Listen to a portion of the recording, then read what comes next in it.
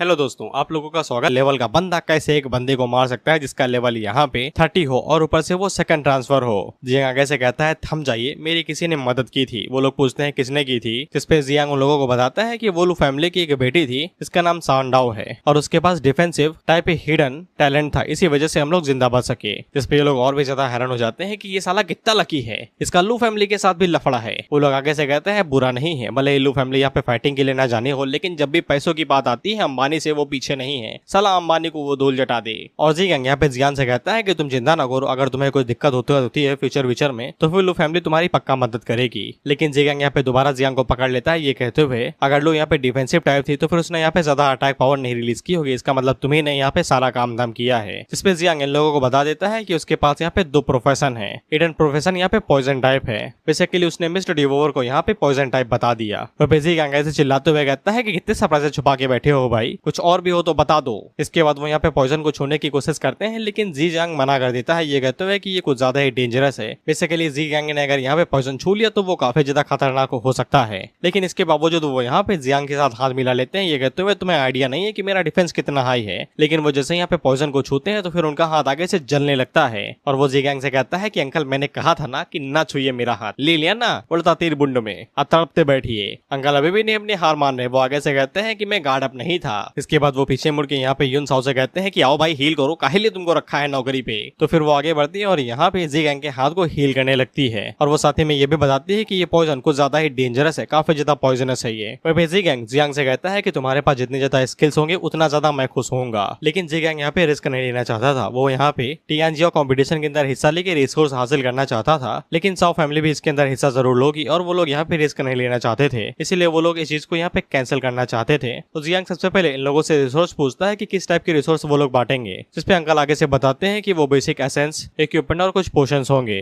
और अगर तुम यहाँ पे टॉप रैंक हासिल कर लेते हो तो फिर तुम्हें कुछ मिस्टीरियस रिवॉर्ड भी मिल सकते हैं, जैसे कि मिस्टीरियस फ्रूट, सीक्रेट एरम स्क्रोल और भी कुछ कई सारी चीजें। फिर जियांग को यही सब कुछ चाहिए था अपनी आर्मी को ट्रेन करने के लिए। अगर उसे यहाँ पे इतने अच्छे रिसोर्स मिल जाते हैं तो फिर उसे बार बार यहाँ पे बिस्टो को मार के उन्हें डिवोर करने की जरूरत नहीं है। इसीलिए वो जी गैंग से कहता है कि वो इसमें पार्टिसिपेट करेगा क्योंकि उसे खतरे से डर नहीं लगता है और उसे भरोसा है कि वो खुद को प्रोटेक्ट कर सकता है। इस पे जी गैंग आगे से कहता है कि उस समय दो मुझे, मैं सोच के बताता हूँ। इसके बाद अगला सीन दोबारा यहाँ पे सौ फैमिली का होता है, जो कि सौ फैमिली का सबसे टैलेंटेड बच्चा था और इसका नाम बीहान है। वह भाई एक स्लैश मारता है तो फिर ये पूरी जमीन को ही बी से चीर देता है, नदी सहित। फिर सभी लोग इसकी तारीफ करते हुए कहते हैं कि तुम सच में सौ फैमिली के सबसे टैलेंटेड बंदे में से एक हो। इस पे बीहान आगे से कहता है कि तेल लगाना बंद करो, ये बताओ कि तुम्हें कुछ इन्वेस्टिगेशन में पता चला। जिसपे ये लोग यहाँ पे बीहान को बताते हैं कि उन्हें सिर्फ इतना ही पता चला है कि यंग मास्टर का यहाँ पे एक लड़की के साथ कुछ काम कागे था और उस लड़की के साथ में यहाँ पे एक जियांग चेन नाम का बंदा घूम रहा था। इस पे बीहान आगे से कहता है कि मुझे इतना पता है कि उस लड़की के पास कोई भी कॉम्बैक्ट पावर नहीं है, लेकिन ये नया बंदा कौन है जिसका नाम जियांग चेन है। इस पे वो लोग आगे से बताते हैं कि उसका नाम जियांग चेन है, जिसने हाल ही में यहाँ पे divine level creation type talent को अवेकन किया है और वो इतनी समय नाइट वॉचर्स के साथ में काम कर रहा है। उन लोगों को यहाँ पे सिर्फ जियांग चेन और लोग के ऊपर हिस्सा के बाकी और कोई भी यहाँ पे सस्पिशियस नहीं है और ना ही कोई एविडेंस मिला है। और उन लोगों ने साथ में यहाँ पे टियानजियो कैंप के अंदर भी हिस्सा लिया है। इस पे बीहान काफी ज्यादा खुश हो जाता है कि इतना काफी है, इतने शक में वो किसी को भी मार सकते हैं। लेकिन उसे मजेदार बात यहाँ पे जियांग चेन के टैलेंट को लेके हो रही थी कि वो तो बस एक क्रिएशन टाइप है ना, वो क्या ही उखाड़ सकता है और ऊपर से उसने यहाँ पे पार्टिसिपेट भी कर लिया है तो उन्हें मारना और भी ज्यादा इजी हो जाएगा। इसके बाद हम लोग जे गैंग को देखते हैं, जो कि यहाँ पे टियान को बताता है कि उसने यहाँ पे उसे रजिस्टर तो करवा दिया है, लेकिन इसके बावजूद उसे थोड़ी सी चिंता हो रही है। इसलिए उसने यहाँ पे जियांग के लिए एक पावरफुल एलायंस को ढूंढा है जो उसके साथ काम करेंगे, मू हान क्यू, जो कि मू फैमिली की लिटिल प्रिंसेस है। और वो जियांग को बताते हैं कि तुम उसके साथ यहाँ पे एक डंजन के अंदर जाओगे लेवल अप करने के लिए और उसके साथ रिलेशनशिप पहले एडवांस कर लोगे, ताकि अगर तुम्हें कोई भी दिक्कत हो उसके बॉडीगार्ड और वो तुम्हारी मदद कर सके। और अंकल जी गैंग भी यहाँ पे जियांग की फील्डिंग सेट करते हुए कहते हैं मैंने ये सुना है कि वो लड़की एक नंबर की मुंहफट है लेकिन दिल की अच्छी है, अपने हैंडसम बनने का इस्तेमाल करो और उसे फंसा लो, फायदे में रहोगे। इसके बाद मू हान क्यू यहाँ पे आ भी जाती है और वो जी गैंग को अंकल नहीं बल्कि जी गैंग के बुलाती है, ये कहते हुए मुझे पता चला कि तुम किसी को लेके आए हो, इसीलिए मैंने मना नहीं किया। और वो जी गैंग से कहती है कि जब कल मैंने तुमसे कोई बंदा मांगा था तब तुमने तो मना कर दिया, तो फिर अचानक से हाँ क्यों कह दिया? इसके खूबसूरत चेहरे की वजह से। फिर उसके पीछे जो अंकल ली थी वो आगे से कहते हैं माफ कर दो भाई, अपनी रेपुटेशन से एकदम अलग ही बात करती है, मुंहफट जो है। फिर जी गैंग आगे से कहता है कि मैंने कल मना इसलिए कर दिया था क्योंकि मैं तुम्हारे ग्रैंडफादर से गुस्सा था और आज मैंने यहाँ पे अगर इसलिए किया है क्योंकि कुछ स्पेशल कंडीशन आ चुकी है, तुम्हें अपने साथ यहाँ पे जियांग चेन को भी लेके जाना पड़ेगा। इस पे मुहान क्यू आगे से कहती है कि मैंने यहाँ पे तुम लोगों को पहले ही 30 लेवल का सीक्रेट रियल स्क्रोल दिया है ना, तो फिर और ज्यादा मांगे क्यों? इस पे जी गैंग आगे से कहता है कि हर किसी को जरूरत पड़ती है और हर कोई मांगता है, क्या तुम मेरे पास नहीं आई हो? यहाँ पे तुम्हें किसी की जरूरत है जिसके पास हाई कॉम्बैट एक्सपीरियंस हो और वो सीक्रेट रियलम को काफी इजीली पार कर ले, क्योंकि सीक्रेट रियलम का लेवल यहाँ पे लेवल 50 के नीचे का है ही नहीं।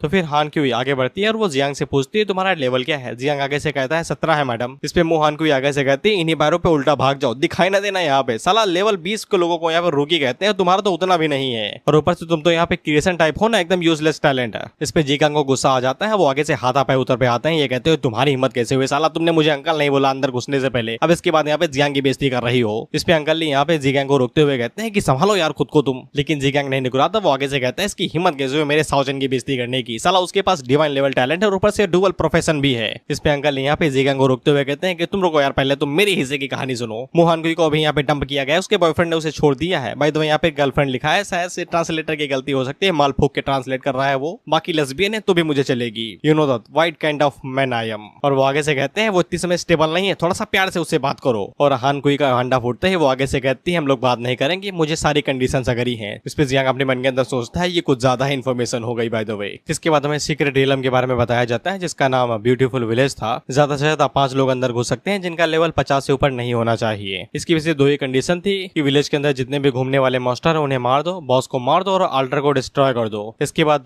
सीक्रेट रियलम कंप्लीट बाहर आ जाओ। इसके बाद हम लोग फेंग को देखते हैं जो कि यहाँ पे पार्टी को लीड करने वाला था और उन लोगों को पहले ही बता देता है अगर तुम गलती से अलग हो जाओ और तुम्हारा सामना खतरे से हो जाए तो तुरंत भागते हुए टेलीपोर्टेशन स्टोन के पास चले जाओ और वहीं से कल्टी मार लो। हालांकि सीक्रेट रियलम का लेवल आगे बढ़ेगा ये काफी ज्यादा कम चांसेस हैं। पिप्पू लंग आगे से बताता है एक 30 लेवल का जो सीक्रेट रियलम स्क्रॉल होता है उसकी कीमत 1 बिलियन होती है। फेंग इन लोगों को बताता है अगर किसी के साथ कुछ भी हो जाता है तो वो तुरंत यहाँ से सीक्रेट रियलम से बाहर आ जाएंगे बिना किसी दिक्कत के। हम लोग हान क्यूई को देखते हैं जो कि यहाँ पे जियांग जन को नूब ही कह रही थी, वो उसे कहती है कि तुम संभल के रहना, किसी को रोते समय पकड़ न लेना। इससे ये लग रहा था कि चन यहाँ पे एक नूब है भाई, किसी मॉन्स्टर को मारा नहीं उसने अभी तक। बहन वो अपने गोटों के नीचे पूरी इंसेक्ट आर्मी लेके घूमता है वो, और कंधे पे मदर क्वीन बैठा के घूमता है। खैर जियांग ने आज तक कभी भी यहाँ पे सीक्रेट रियलम के अंदर गया नहीं था तो उसके लिए ये पहला एक्सपीरियंस होने वाला था, तो वो कदम फूक फूक के ही रखेगा क्योंकि उसे पहले से यहाँ पे बैड फीलिंग आ रही थी कि साला कुछ तो गड़बड़ है इस जगह पे। हालांकि जब ये लोग सीक्रेट रियलम के अंदर घुसते हैं तो नाम के मुताबिक एकदम पूरी जगह सुंदर थी। फेंग आगे से कहता है मैं मान ही नहीं सकता कि यहाँ पे कोई मॉन्स्टर भी हो सकता है, तुम सीनरी देखो बे कितनी ब्यूटीफुल है। जिसके बाद लोग विलेज की तरफ आगे बढ़ने लगते हैं। वहीं पे फेंग इन लोगों को बता रहा था अगर खतरा आता है तो फिर योनसो अपनी सपोर्टर एबिलिटी का इस्तेमाल करेगी हमें सपोर्ट करने के लिए। वॉरियर यहाँ पे टैंक की तरह काम करेगा और बाकी लोग अटैक के लिए। इसके बाद लोग विलेज के अंदर आ जाते हैं तो फिर उनकी मुलाकात एक पत्थर के ऊपर होती है जिसको स्टोन कहा गया है। वहीं पे फेंग उसे जैसे ही देखता है तो फिर उसे कुछ अजीब सी फीलिंग आती है और वो सभी लोगों से कह देता है कि हर कोई सावधान रहो। वहीं पे हम लोग योनसो को देखते हैं जो कि तुरंत यहाँ पे अपनी सपोर्टर वाली एबिलिटीज को एक्टिवेट करती है, जिससे यहाँ पे जितने भी लोग थे उन लोगों के एट्रीब्यूट्स बढ़ जाते हैं, एजिलिटी बढ़ जाती है और उनका दिमाग एकदम शांत हो जाता है। बेसिकली जो डर और फियर रहता है वो बिल्कुल भी नहीं था। इसके तुरंत बाद ही विलेज का रंग एकदम से बदल जाता है और वहाँ पे एकदम पोर्टल सा खुलता है। वहीं पे वो स्टोन जिसके ऊपर विलेज का नाम लिखा हुआ था वो इन्हें अपनी तरफ घसीटने लगता है और फेंग इन लोगों से कहता है कि भागो, लेकिन इससे पहले ही वो उसे घसीट लेता है। बेसिकली ये पूरी डंजन ही यहाँ पे म्यूटेंट थी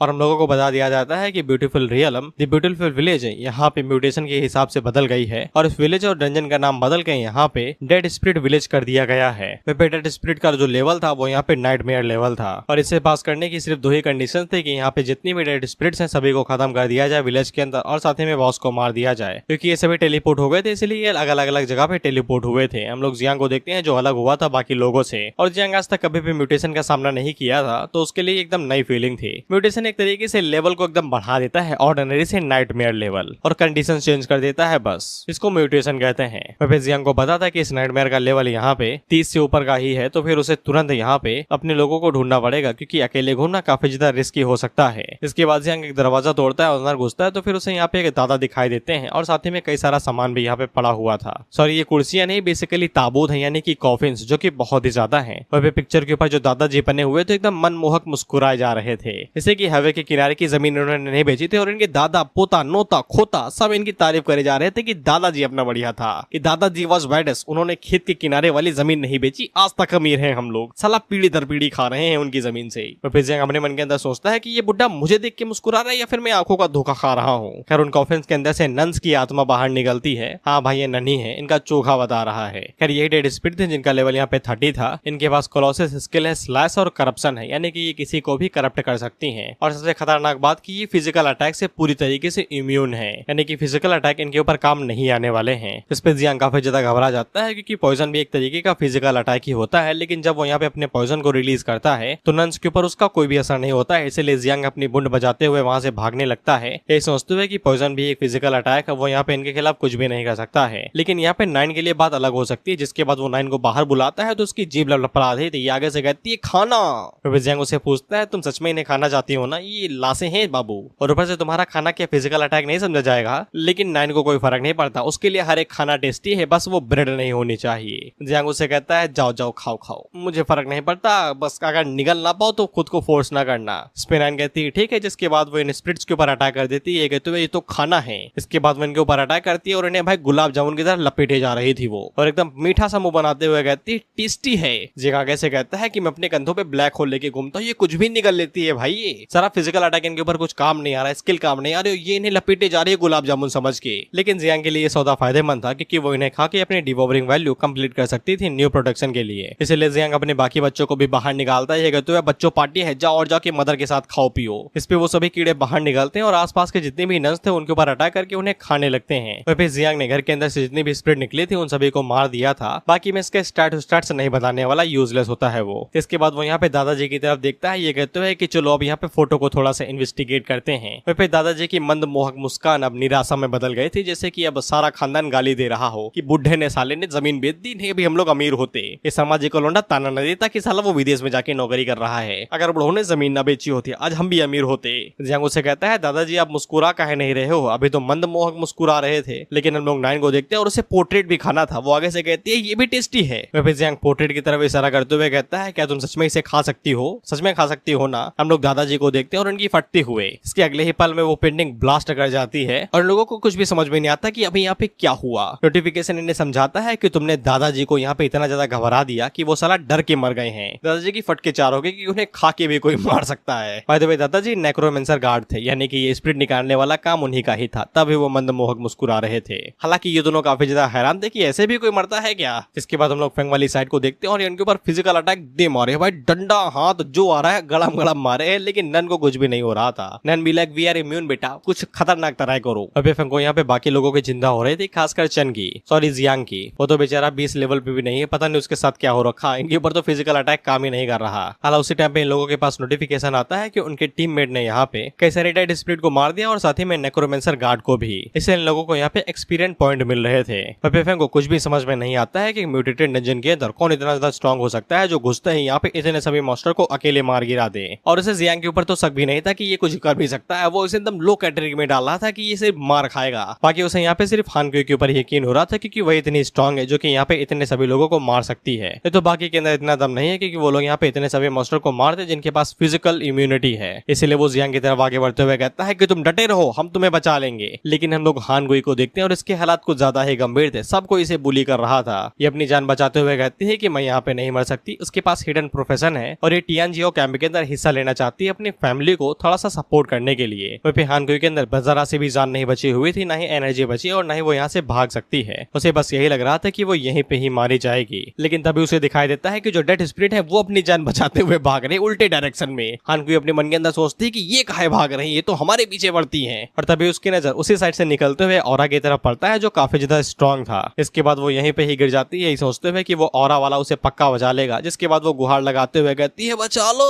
और तभी साइड से जियांग बाहर निकलता है, जिसको देख के हान गुई हैरान हो जाती है कि ये इतना सही सलामत कैसे है, साला ये इतना चिकना कैसे है, अभी तक इसके ऊपर चोट के निशान क्यों नहीं है। खैर इसके बाद वो जियांग की तरफ हाथ बढ़ाते हुए कहती है कि मेरी मदद करो भाई। तो जियांग उसका हाथ पकड़ता है, ये कहते हुए जल्दी भागो यार, यहाँ से रास्ता ना बंद करो। इसके बाद वो उसे पकड़ के साइड में फेंक देता है, ये कहते हुए जाओ भाग जाओ, बचा लिया मैंने तुम्हें। इसके बाद वो जियांग जन की तरफ मुड़ते हुए कहती है कि तुम मेरे साथ ऐसा कैसे बिहेव कर सकती हो, लड़की हूं मैं। लेकिन तब उसकी नजर यहाँ पे जियांग जन के ऊपर पड़ती है जो कि यहाँ पे कीड़ों का इस्तेमाल करते हुए नंस को एकदम खा ही जा रहा था। रेड स्पिरिट कहती है कि साला हमें तो बख्श दो यार, लेकिन जियांग जन उन्हें नहीं बच सकता और उन्हें वैल्यू के अंदर चेंज कर देता है। वहीं पे हान गुई को यकीन नहीं होता है कि ये क्रिएशन टाइप ट्रेस 2 कौड़ी का बंदा जिसके पास डुअल क्लास है वो इतना ज्यादा पावरफुल कैसे हो सकता है। वहीं पे हान गुई को तभी महसूस होता है कि उसका दिल घोड़े की रफ्तार से धड़क रहा है और वो आगे से कहती है कि ये पॉइजन की वजह से हो रहा है। इसके अगले सीन में हम इन तीनों को देखते हैं जिन्होंने एक दूसरे को ढूंढ लिया था। अब इन्हें यहाँ पे सिर्फ हान गुई और जियांग जन को ढूंढना था और उनकी इन्हें चिंता भी हो रही थी कहीं वो दोनों घायल ना हो। उसी टाइम पे यून उन लोगों से कहती है उस तरफ देखो, तो फिर इन्हें यहाँ पे बैटल के निशान दिखाई देते हैं और ये लोग उसी दिशा में आगे बढ़ने लगते हैं। तो फिर इनकी मुलाकात यहाँ पे जियांग चन और हान गुई से हो जाती है जो एकदम चिपक के बैठे हुए थे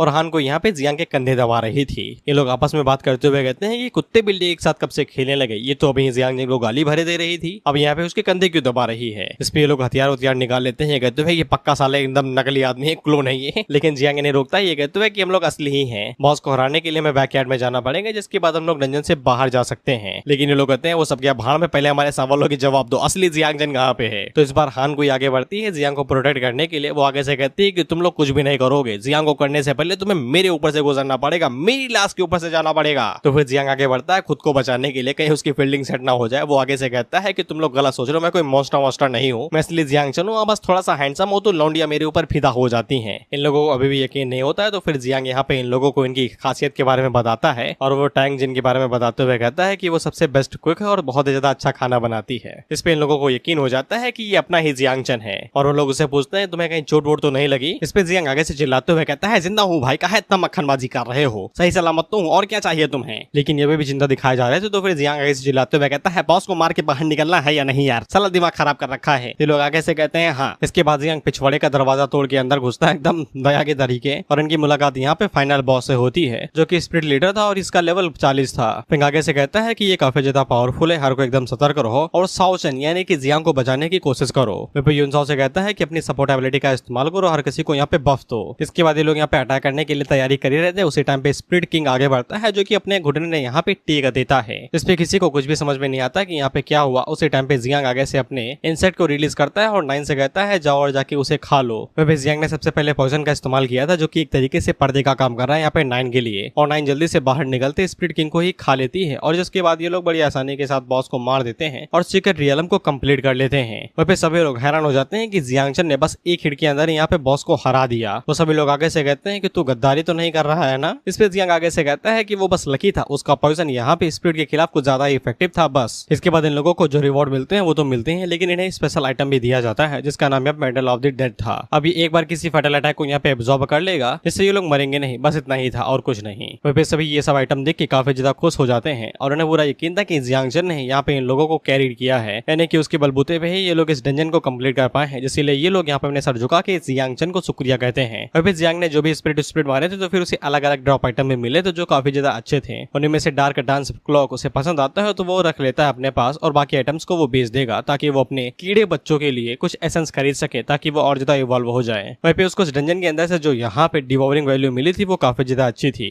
थोड़ा बहुत ब्लड एसेंस पिलाने के बाद यहाँ पे 9 दोबारा बच्चों को पैदा करने के लिए रेडी हो जाएगी। इसके बाद उसके पास एक नई स्वैम्प आर्मी भी आ जाएगी। इसके बाद हम लोग जियांग को देखते हैं, जहाँ पे ये सभी लोग यहाँ पे जियांग को बताते हैं कि जियांग ने ही अकेले उस डंजन को कंप्लीट किया है, वो लोग तो बस उसके साथ में थे। तो जियांग बाकी लोगों से कहता है कि तुम लोग जा सकते हो, लेकिन जियांग यहीं पे ही रुकेगा। और उनके जाने के बाद जियांग से कहता है कि मुझे सच सच बताओ, क्या तुम्हें समझ लगता है कि मैं यहाँ पे यकीन कर लूंगा कि तुम्हारे पॉइजन यहाँ पे डेड स्पिरिट्स के ऊपर काम कर सकता है। वो बच्चे हैं, उन्हें शायद से इस बात के ऊपर यकीन हो जाए, लेकिन मुझे नहीं, तुम मुझे धोखा नहीं दे सकते। इसके बाद वो सीरियस होकर जियांग से कहते हैं कि मुझे बताओ कि तुम क्या क्या छुपा रहे हो। फिर जियांग अपने मन के अंदर सोचता है कि उसे यहाँ पे सच में जियांग को बताना पड़ेगा कि उसके पास यहाँ पे 9 मियास्मा विंग है, क्योंकि ये लोग पहले के टाइम में बहुत ही ज्यादा क्लैमिटी लाए थे। क्या वो लोग सच में ये जानने के बाद कि उसके पास यहाँ पे 9 मियास्मा क्लैमिटी है, वो लोग उसे जाने भी देंगे। वह जियांग को घूरे ही जा रहा था कि वो अभी इसकी आंखें निकाल लेगा, लेकिन बाद में मजा करते हुए कहता है कि तुम्हारी भी फट जाती है, मुझे तो लगा कि तुम्हारी नहीं फटेगी। और वो आगे से कहता है कि सीक्रेट इलम के अंदर हुआ जो भी हुआ वो तुम्हारी बहादुरी थी, ज्यादा टेंशन ना लो। इस पे जियांग आगे से कहता है कि मैं तो हक दिया था, अच्छा हुआ आप सही समय पर रुक गए, नहीं तो पैंट गीली हो जाती। वह पे जियांग बैठ जाता है और वो जियांग को बताता है कि ये सब कुछ उसे डराने के लिए नहीं था, वो बस यहाँ पे उसे फोर्स नहीं करना चाहता है, उसके ट्रम्प कार्ड को रिवील करने के लिए। जितना ज्यादा उसके पास ट्रम्प कार्ड होंगे उतना ज्यादा वो खुश होगा, क्योंकि नाइट वॉचर्स का सारा जिम्मा अब उसी के कंधों के ऊपर जो आने वाला है। इस पे जियांग आगे से कहता है कि आप चिंता न करिए, मैं बड़ा होकर आपको कम से कम यहाँ पे एपिक लेवल का एक इक्विपमेंट सेट तो दे ही सकता हूँ। जियांग आगे से कहता है कि बेटा थोड़ा सा और कमा लो, वो बहुत ज्यादा महंगा आता है। लेकिन जियांग आगे से कहता है कि हाँ मैं कमा सकता हूँ। जियांग यहाँ पे जियांग से कहता है ये अच्छी बात है कि उसके पास कई सारे ट्रम्प कार्ड हैं, लेकिन वो यहाँ पे कुछ उसे दिखाना चाहता है। इसके बाद वो अपनी स्टोरेज रिंग से यहाँ पे 3 बॉडीज बाहर निकालता है, और वो जियांग को बताता है कि ये सभी यहाँ पे कम से कम 60 और उनमें से 2 90 लेवल के थे। मैं इन्हें हैंडल नहीं कर सकता, मैं तो बस एक कॉप्स कलेक्टर हूँ बस, और कुछ भी नहीं। जियांग आगे से कहता है ये मत कहिएगा कि ये मुझे मारने के लिए आए थे। जियांग आगे से कहता है नशा कम करो, ये हान क्यू को मारने के लिए आए थे, लेकिन समय रहते उसके गार्डियन ने इन्हें निपटा दिया। जियांग आगे से पूछता है लेकिन वो लोग यहाँ पे मोहान क्यू को क्यों नुकसान पहुंचाना चाहेंगे। जिसपे जियांग आगे से कहता है कि इसे देखो, ये डाजिया जीनियस हंटिंग लिस्ट थी, जिसके अंदर कई सारे जीनियस के नाम लिखे हुए थे जिन्हें मारने पे रिवॉर्ड मिलेगा। अब इसके अंदर जो भी नाम लिखे हुए आगे कैरेक्टर हमें मिलेंगे, इसलिए बताने के बारे में जरूरत नहीं है, बस इनकी रिवॉर्ड ज्यादा हाई थे। और इनके अंदर 100 फैमिली के लौंडे का भी नाम था, बी हान का भी। जियांग आगे से पूछता है लेकिन इसके अंदर 100 फैमिली क्यों है, जिसपे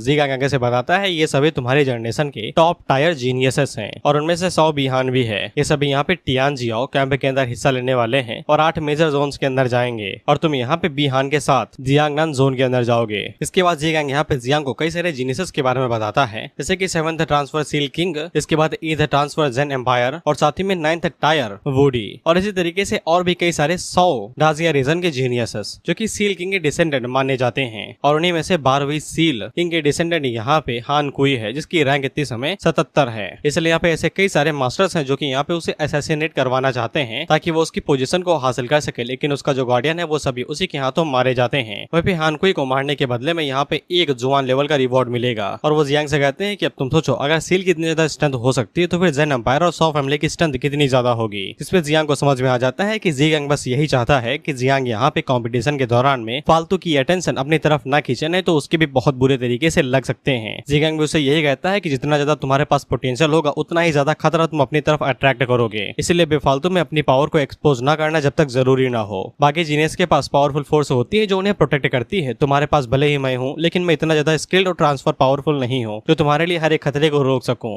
जियांग आगे से कहता है कि वो ये सभी चीजें याद रखेगा और उसे समझ में आ जाता है कि जीगांग उसकी सच में चिंता करता है और उसे प्रोटेक्ट करना चाहता है। वह जियांग ने सीक्रेट इलम के अंदर जो परफॉर्मेंस दिखाई है तो फिर उसकी रेपुटेशन और रैंकिंग यहाँ पे सच में मोहान कुई से ऊपर हो ही जाएगी। इसके बाद जीगांग यहाँ पे जियांग से पूछता है कि तुमने उसके साथ अंदर क्या किया, वो इतनी जल्दी तो तुम्हारे लिए पिघलेगी नहीं। जियांग समझ जाता है कि उसकी फील्डिंग दोबारा सेट की जा रही है, इसलिए वो तुरंत यहाँ से खिसक लेता है, ये कहते हैं अलविदा। इसके बाद हम लोग जियांग को देखते हैं जिसके पास यहाँ पे 33 थर्ड रैंक के ब्लड एसेंस थे, वहीं पे 14 4th रैंक के ब्लड एसेंस थे। वहीं पे जियांग ने सारे इक्विपमेंट बेच के ये सारा माल इकट्ठा किया है ताकि वो अपनी सॉम्ब आर्मी को यहाँ पे और ज्यादा स्ट्रॉन्ग कर सके। वहीं पे जियांग 3rd रैंक के एसेंस को यहाँ पे अपने बच्चों को पिला देता है, यानी कि इंसेक्ट को, वो भी अपने हाथ के ऊपर डाल के, क्योंकि वो उसकी स्पेस पॉकेट से जुड़ा हुआ है और वो उन्हें खाना खिलाते हुए कहता है बच्चों देखो तुम्हारे फादर तुम्हारे लिए क्या क्या कर रहे हैं। उसी टाइम पे लिटिल नाइट बाहर निकलती है जो कि जियांग से कहती है कि वो भी एसेंस यहाँ पे खाना चाहती है। जियांग उसे कहता है नहीं ये तुम्हारे नेक्स्ट रिप्रोडक्शन के लिए है, लेकिन वो आगे से टसुए बहाने लगती है और जियांग के माथे के साथ साथ उसकी सोल भी खाने लगती है, कहते हुए खाने दो खाने दो खाने दो। इस पे जियांग उसे छोड़ देता है कहते हुए जाओ ठूस लो, जिसके बाद वो तेजी के साथ आगे बढ़ती है और एसेंस के ऊपर से डिब्बा हटा के उन्हें पीने लगती है। वही जैसे जैसे एसेंस को पीते जा रही थी तो फिर उसका लेवल भी बढ़ते जा रहा था। इसके बाद जियांग आगे से 4th रैंक की ब्लड एसेंस का भी इस्तेमाल करता है और इसका लेवल यहाँ पे किसी 90 लेवल के एक पावरफुल अवेकनर के बराबर का होता है। इसके बाद हम लोग देखते हैं कि यहाँ पे जो ऑफ स्प्रिंग्स थे यानी कि बच्चे थे उनका भी रिप्रोडक्शन शुरू हो जाता है और वहाँ पे जितने भी बच्चे देंगे वो कम से कम 40 से 60 के आसपास पे रहेंगे। वहीं पे जियांग की एबिलिटी की वजह से इनका रिप्रोडक्शन एबिलिटी और स्पीड दोनों बढ़ जाती है और कुछ ही देर के अंदर ये सभी मिलकर यहाँ पे 1 लाख बच्चों के आसपास नए बच्चे पैदा कर देते हैं। ये मुझे बहुत अजीब लग रहा है, बच्चे पैदा कर सकते हैं कहते कहते, लेकिन उसी टाइम पे जो इंसेक्ट बच्चे थे वो सभी तुरंत ही वहां से बाहर निकलने लगते हैं और वो सभी जियांग के घर के अंदर फैलने लगते हैं। जियांग उन्हें कंट्रोल करते हुए कहता है कि ये मेरा घर है भाई, इसके अंदर ना रहो। इसके बाद वो दोबारा अपने हाथों के अंदर उन्हें वापस बुला लेता है कहते हुए कि वापस आओ और बाहर ना निकलना जब तक मैं ना बोलूं, लेकिन तब तक वो आधे से ज्यादा घर खा चुके थे। जियांग ऐसे कहता है इन पे ध्यान न दो तो ये पूरा घर ही निकल जाएंगे। इसके बाद वो 9 से कहता है कि तुम कटोरा ना चाटो, चुपचाप इन्हें मैनेज करने में मेरी मदद करो, नहीं तो ये घर ही नहीं रहेंगे, हम लोग बाहर रहेंगे। जियांग इन सभी चीजों का स्टैट्स देखता है तो सब एकदम परफेक्ट था। अब उसे बस यहाँ पे कंपटीशन का इंतजार था। कंपटीशन के बाद में उसका लेवल 30 हो जाएगा, जिसके बाद वो अपने सेकंड ट्रांसफर के लिए रेडी हो जाएगा और जब वो यहाँ पे अपने सेकंड ट्रांसफर को कंप्लीट कर लेगा तो फिर उसके पास एक नई इंसेक्ट मदर आ जाएगी। जिसके बाद हम लोग टैंगजिन को देखते हैं जो कि यहाँ पे जियांग से कहती है कि तुम चाहते हो कि तुम्हारा teacher the heavenly blade king यहाँ पे आके मदद करे और वो जियांग से कहती है कि तुम सच में चाहते हो कि उस जैसा कोई कायर यहाँ पे साओचन के लिए बाहर आए। इस पे जियांग आगे से कहता है कि जियांग का पक्का यहाँ पे पाला साओ फैमिली के किसी बच्चे से हो ही जाएगा और उससे ज्यादा सीरियस मैटर यहाँ पे साओचन की एबिलिटीज है। मुझे लगता है कि उसका पॉइजन टाइप यहाँ पे टाबू है जो मुझे और भी ज्यादा चिंता में डाल देता है। जिस पे टैंगजिन भी आगे से ये कहती है कि झूठ न बोलो, ऐसी टाबू चीज यहाँ पे बिल्कुल भी अलाउ नहीं होनी चाहिए। 600 साल पहले जो हुआ था वो काफी ज्यादा खतरनाक था। एक फॉरबिडन ऑक्यूपेशन की वजह से डाजिया अकेडमी के अंदर जितनी ज्यादा मौतें हुई थी आज तक कभी भी नहीं हुई। अगर जियांग के पास अगर कोई फॉरबिडन प्रोफेशन होता तो फिर ये सबसे पहले ही पता चल जाता उसके फर्स्ट अवेकनिंग में ही। वो बस थोड़ा बहुत पैरानॉइड हो रहा है। पैरानॉइड का मतलब यहाँ पे गलत फीलिंग होता है, जैसे कि इतने समय जियांग को यकीन हो रहा है कि जियांग के पास कोई टाबू फॉर्मेशन हो सकता है। ये यकीन काफी ज्यादा हाई है, लेकिन हाई चांसेस है कि ये गलत भी हो सकता है। That's called paranoid. इस पे जियांग भी आगे से ये कहता है कि उम्मीद करता हूँ कि मैं सिर्फ पैरानॉइड ही हूँ, क्योंकि अगर ये सच हुआ तो बहुत ज्यादा मुसीबत हो जाएगी।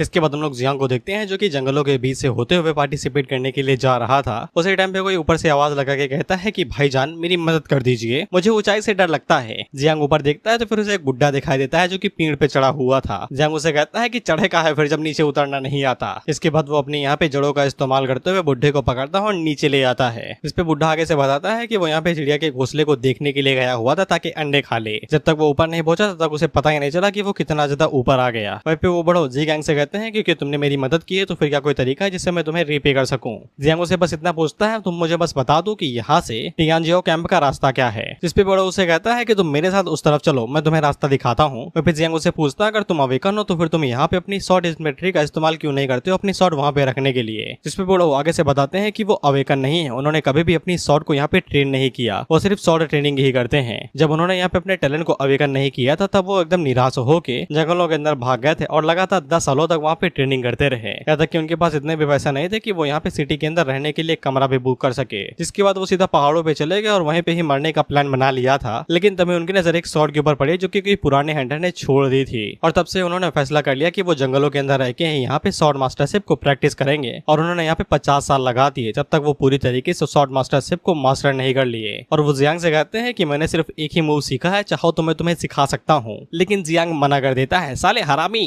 एनिमे और मानवा के अंदर जब भी कोई बुढ़ा तुझे कुछ सिखाए तो हाँ कह लो बिना आंख बंद करके। लेकिन जियांग मना कर देता है तो बुढ़ा उसे कहता है ठीक है फिर मैं चला अपने रास्ते, तुम चले अपने रास्ते। वह जियांग बातों बातों में ही यहाँ पे टियानजियो कैंप तक पहुंच चुका था, लेकिन जब वो बुढ़े की तरफ देखता है तो बुढ़ा वहाँ से गायब हो चुका था। इसके बाद अगला सीन टियानजियो कैंप का होता है जहाँ पे सभी लोगों को उनकी रजिस्ट्री करवाई जा रही थी और आइडेंटिटी टोकन दिया जा रहा था, जिसके बाद वो लोग अंदर जा सकते हैं। जियांग जल्दी से अपना सब कुछ कराता है और तुरंत अंदर की तरफ बढ़ रहा था कि उससे पहले यहाँ पे लू और मुहान कुई आ जाते हैं जो कि फिदा ही थे जियांग के ऊपर, चेहरों से ही पता चल रहा है। वह भी जियांग को कुछ भी कहने की जरूरत नहीं थी, ये दोनों लड़कियां आपस में ही लड़े जा रही थी कि ये मेरा क्रश है, ये मेरा मास्टर है, तुम भाग जाओ तुम भाग जाओ। फिर ये दोनों जियांग के बारे में इतना जानते थे कि जियांग अपने बारे में नहीं जानता था। जियांग मन के अंदर सोचता है कि ये मेरे बारे में इतना जानती है कि साला मुझे नहीं पता है। हम लोग 9 को देखते हैं और उसे तरबूज से मतलब है, बस वो बस लड़ाई देख के एंजॉय कर रही है अपना तरबूज, ये भाड़ में जाए। इसके बाद मुहान की आगे बढ़ती है और वो सीधा जियांग से चिपक ही जाती है ये कहते हुए कि ये पहले ही मेरा हो चुका है। इस पे लू उससे कहती है ऐसा कैसे, तुम ऐसा कैसे कर सकती हो। इस पे वो शर्माते हुए बताती है कि जियांग ने पहले उसका दिल हिला दिया है। तो लू उसे कहती है ठीक है अब से हम दोनों दोस्त हैं और लव राइवल हैं, हम एक दूसरे को एनिमी समझेंगे सिर्फ प्यार के मामले में, बाकी हम दोनों दोस्त हैं। जियांग अपने मन के अंदर सोचता है ये क्या हुआ और वो आगे से कहता है लड़कियों की सोच और सीतारमन ताई की फाइनेंस गाइडेंस आज तक कोई भी समझ नहीं पाया है, एटीएम पे भी टैक्स लगा देती हैं, अब खुद का पैसा निकालो तो टैक्स लगाओ। लेकिन वो लोग लड़ाई कर रहे थे कि उससे पहले इस साइड से धमाका होता है और ये लोग जब उस तरफ देखते हैं तो फिर हमें पेट्रोल इंस्पेक्टर था जो कि उन लोगों से कहता है मैंने बोला था ना कि फालतू में लड़ाई ना करना, अगर लड़ाई करोगे तो मारे जाओगे। वह फिर जियांग हमें बताता है कि इसका लेवल यहाँ पे एक थर्ड ट्रांसफर ग्रैंड मास्टर के बराबर का ही है, लेकिन ये जिसके ऊपर अटैक करने के लिए जा रहा था उल्टा वो इसी के ऊपर अटैक करता है और इसे दूर फेंक देता है। ये सभी लोग हैरान हो जाते हैं कि किसके अंदर इतनी ताकत है भाई जिसने यहाँ पे एक थर्ड रैंक ग्रैंड मास्टर को लात मार के दूर फेंक दिया। इसके बाद हमें एक लड़की दिखाई जाती है, इसका नाम टैंगिन था और ये एक असैसिन टाइप है, लेकिन इसकी जो स्ट्रेंथ है वो काफी ज्यादा स्ट्रॉन्ग है जो असैसिन टाइप की बिल्कुल भी नहीं है। और हाल ही में यहाँ पे एक 4th rank grand master level पे असैसिनेट हुई है, सॉरी असाइंड हुई है। इसके बाद हमें एक दूसरा बंदा दिखाया जाता है जिसके अंदर से लाल और बाहर निकल रहा था, इसका नाम बाईफेंग था। इसको यहाँ पे लिटिल किलर गॉड से नाम से भी जाना जाता है और ये ईस्ट चाइना सी के डिफेंस लाइन के चीफ का डिसाइपल है जो कि मिलिट्री रीजन के अंदर सबसे स्ट्रॉन्गेस्ट जीनियस माना जाता है, लेकिन इसको कुछ साइकोलॉजिकल इशू है, इसका दिमाग थोड़ा सा कैड़ा है, इसलिए ये कभी भी गुस्से में आरा पारा हो जाता है। इसके बाद हमें यहाँ पे बीहान के बारे में बताया जाता है और इसके बारे में तुम्हें सब कुछ पता है तो ज्यादा जानने के बारे में जरूरत नहीं है। हालांकि इसके पास जो शॉट थी वो एक एपिक लेवल की शॉट थी यानी कि पावरफुल थी। लू आगे से कहती है पक्का साले ने घर से चुराई होगी। इसके बाद हम तीनों के बीच में एक चौथे बंदे को देखते हैं जिसको इन तीनों ने चारों तरफ से घेर रखा था। इसका नाम यहाँ पे इनविजिबल डिसेंडेंट जियांग वुसैंग है और ऐसा कहा जाता है कि इसके पास 3 प्रोफेशन और वो तीनों ही हिडन हैं। वो तीनों काफी ज्यादा स्ट्रॉन्ग है, लेकिन इसके बावजूद तीनों मिलकर भी यहाँ पे वुसैंग को नहीं हरा पा रहे हैं। वहाँ पे वुसैंग की जो रैंकिंग है डाजिया जीनियस हंटिंग लिस्ट के अंदर वो 3रे नंबर की है।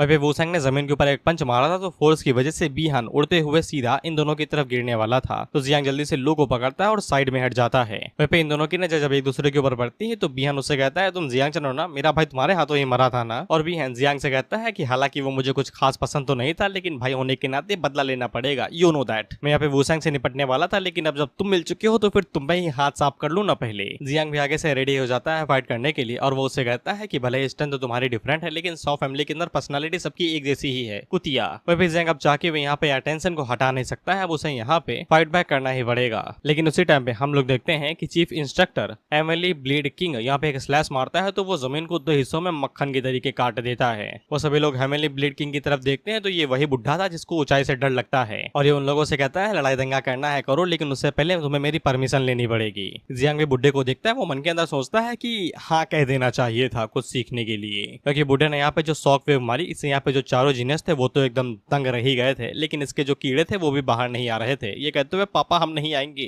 जिसके बाद हम लोग बुढ़े के पीछे के यहाँ पे वाइस कमांडर को देखते हैं जिसका नाम यान गुवांग था। गुवांग यहाँ पे बुढ़े से कहता है जिसका नाम सीनियर गू था कि यहाँ पे 300 जीनियस आ चुके हैं, अब यहाँ पे ओपनिंग सेरेमनी शुरू हो जानी चाहिए। वह पे सभी लोग बुढ़े के बारे में ही बात कर रहे थे कि बुढ़ा इतना ज्यादा स्ट्रॉन्ग है कि वो अपने एक स्लैश से यहाँ पे हम सभी को मार सकता है, सबकी मुंडियां झटके में ही उड़ जाएंगी। वह पे हम चारों जीनियस को देखते हैं जो कि यहाँ पे बुढ़े को देख के दंग रह गए थे, लेकिन हम लोग वो सांग को देखते हैं जो कि बुढ़े के साथ भिड़ना चाहता था। वह पे लोग मुहान की और लू को देखते हैं जो कि बुढ़े को देख के कुछ ज्यादा ही एक्साइटेड हो गई थी। जियांग उनसे पूछता है तुम इस बुढ़े को जानती हो? इस पे वो दोनों आगे से बताते हैं कि हम बचपन से ही इसके बारे में सुनते हुए आ रहे हैं तो फिर क्यों नहीं जानेंगे। बुढ़ा कोई अवेकनर नहीं है, लेकिन इसके बावजूद उसके पास जो यहाँ पे स्ट्रेंथ है वो 7th ट्रांसफर सील किंग से भी ज्यादा है और उसने एम्पायर के पैरों तले यहाँ पे नंबर 1 सील किंग बनने का टाइटल भी हासिल किया है। यहाँ तक कि उसकी एबिलिटी से यहाँ पे जेन एम्पायर की 8 रैंक ट्रांसफर से भी मानी जाती हैं और उसने एक स्लैश के अंदर ही यहाँ पे एक लेजेंडरी ड्रैगन को मार गिराया था। यानी कि बुढ़ा अवेकनर नहीं, लेकिन इसके बावजूद बुढ़ा कुछ ज्यादा ही स्ट्रॉन्ग है। I am only human after all, that's गाना गोज टू बुढ़ा। खैर 8 रैंक का यहाँ जो ट्रांसफर है और बुढ़ा है, इनका लेवल भले ही यहाँ पे एक बराबर का है, लेकिन यहाँ पे बुढ़े की रिस्पेक्ट ज्यादा की जाती है। यहाँ तक कि मुहान खुई के ग्रैंडफादर ने यहाँ पे बुढ़े को रिक्वेस्ट भी की थी कि वो मुहान को अपना डिसेबल बना ले, लेकिन उसने मना कर दिया। उसे पहले तो गुस्सा आया था, लेकिन जब उसे पता चला कि बुढ़े ने एम्पायर के भी कई सारे जीनियस को मना कर दिया तो फिर उसका गुस्सा शांत हो गया। जियांग आगे से कहता है तुम लोग सच में उसके डिसेबल बनना चाहते हो, पता नहीं गुस्से में क्या कर दे। इस पे मुहान की जियांग को बताती है कि तुम गलत हो भाई साहब, यहाँ पे वो सैंग और वाइफेंग दोनों यहाँ पे इसके डिसेबल बनना चाहते थे, लेकिन यहाँ पे उसने मना कर दिया। और तुमने उनकी एबिलिटीज देखी हैं कि वो कितने ज्यादा पावरफुल थे, लेकिन इसके बावजूद उन्हें यहाँ पे रिजेक्ट कर दिया गया सिर्फ बुढ़े का डिसेबल बनने से। वह पे लू आगे से बताती है कि बुढ़े ने सिर्फ यहाँ पे 2 डिसेबल्स को एक्सेप्ट किया था, लेकिन वो भी 20 साल पहले थे, पता नहीं वो कहाँ पे है, बताया ही नहीं यार। जिस पे जियांग को पास्ट याद आता है जहाँ पे उसने बुढ़े को मना कर दिया था और वो मन के अंदर सोचता है शिट, इतना अच्छा मौका गवा दिया। इसके बाद बुढ़ा यहाँ पे बोलना शुरू करता है और वो उन लोगों को बताता है कि मैं यहाँ का मालिक हूँ, the chief instructor of this competition, और मेरा नाम है गू काइटियान, बट वी कॉल हिम बुढ़ा, दैट्स रियली गुड। अब तुम यहाँ के रूल्स सुनो। बुढ़ा इन लोगों से कहता है कि ये कंपटीशन यहाँ पे सदियों से चला आ रहा है, जहाँ पे हम लोग एक दूसरे से बैटल करते हैं और जीनियस के बीच में से भी जीनियस बाहर निकालते हैं, क्योंकि बाहर की दुनिया बहुत ज्यादा खतरनाक है और कई सारे जानवर भरे पड़े हैं, इसलिए तुम्हें यहाँ पे जीनियस से भी आगे बढ़ना पड़ता है। इसलिए वो यहाँ पे इस कॉम्पिटिशन के लिए कुछ रूल्स को बदल के नया रूल लाने वाला है जिसका नाम है डेथ कोटा।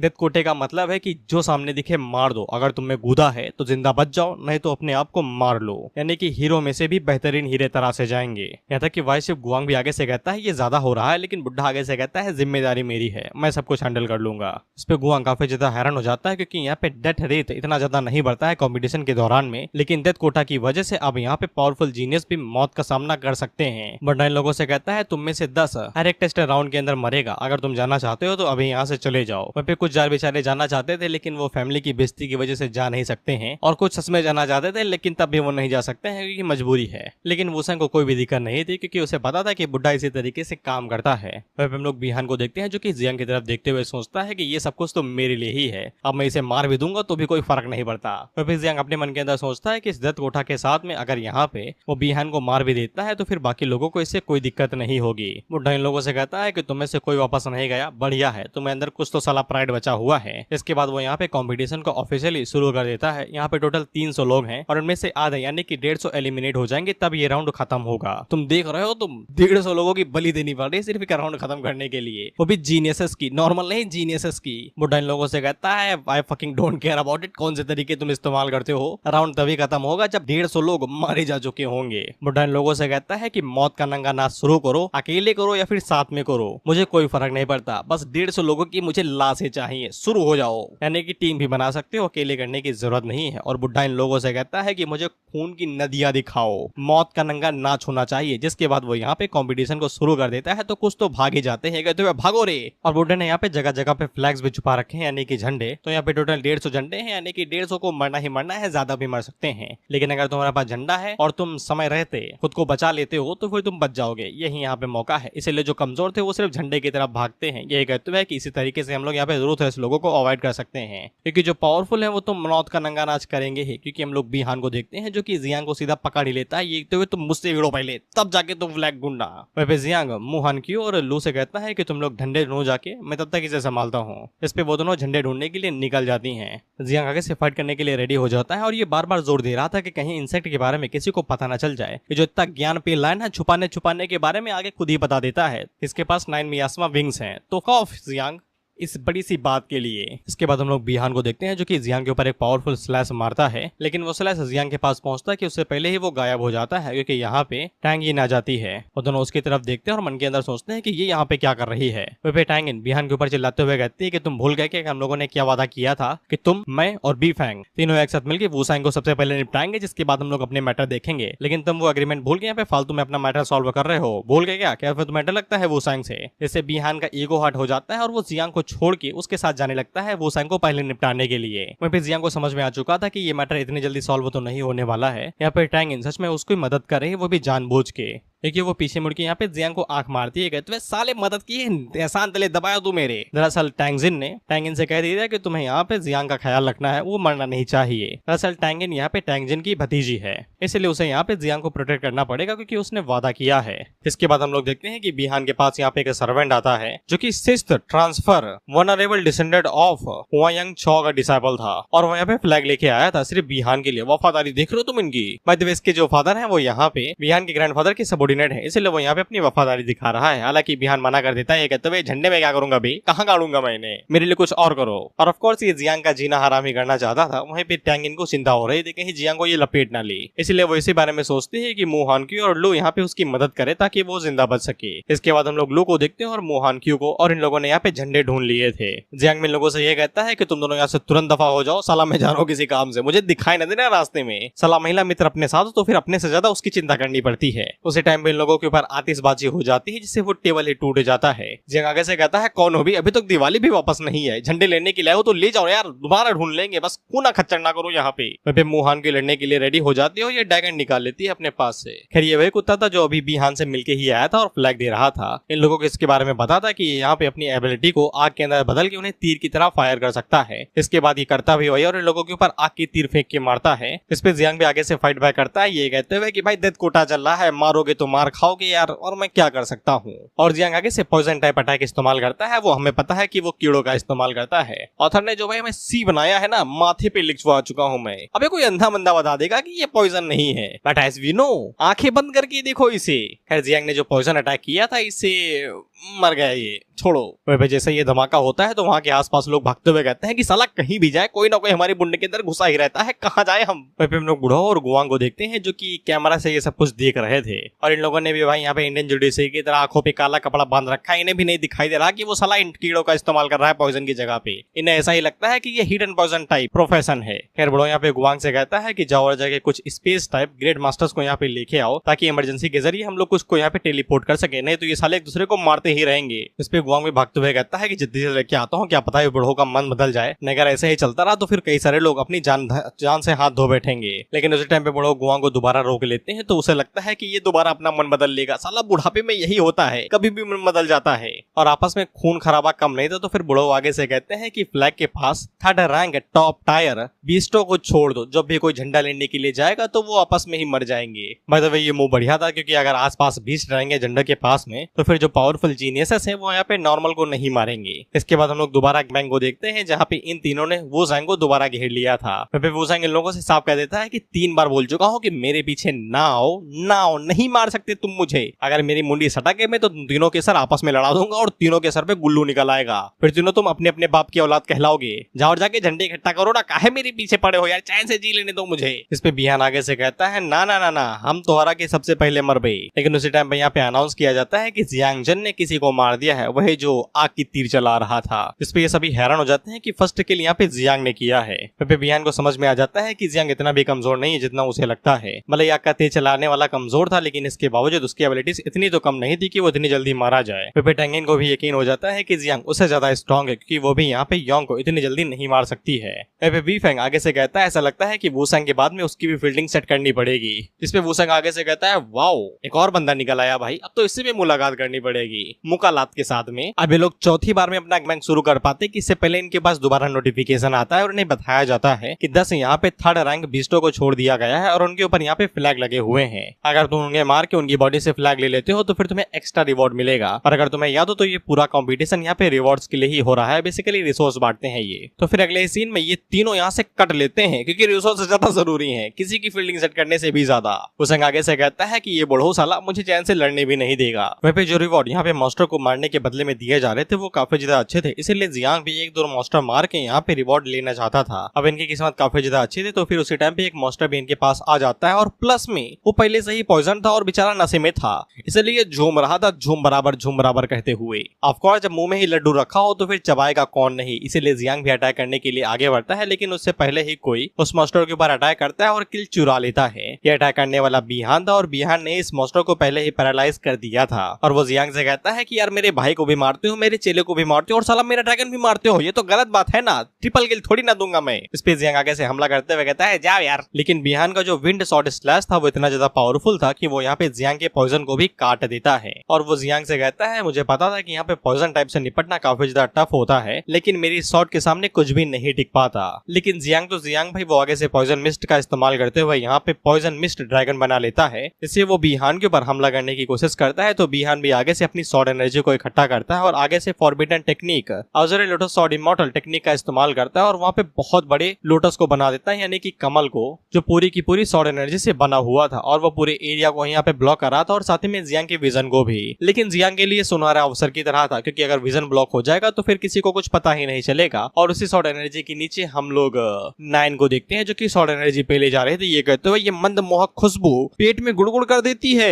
जियांग उसे कहता है गुड़गुड़ वाली जल्दी से इसे पी लो, जिसके बाद मेरी मदद करना इस महामहिम को हराने में। और जब 9 यहाँ पे आधे से ज्यादा शॉट एनर्जी को खा लेती है तो वो शॉट एनर्जी अपने आप में ही ब्लास्ट हो जाती है और उसका ब्लैक लैस यहाँ पे बिहान को झेलना पड़ता है। खाया पिया कुछ नहीं, गिलास तोड़ा 8 आना। फिर वो जियांग से पूछता है कि तुम्हारे पॉइजन में इस शॉट एनर्जी को कैसे डिस्ट्रॉय कर सकता है। इसके बाद वो आगे से दोबारा शॉट जेड का इस्तेमाल करता है, बेसिकली जेड प्रोटेक्शन जो इसके भाई ने भी किया था। और ये भी आगे से अपने भाई की तरह ही लाइन पे ले जा रहा था कि इसे चीर के दिखाओ, तुम्हारा पॉइजन कुछ नहीं कर पाएगा।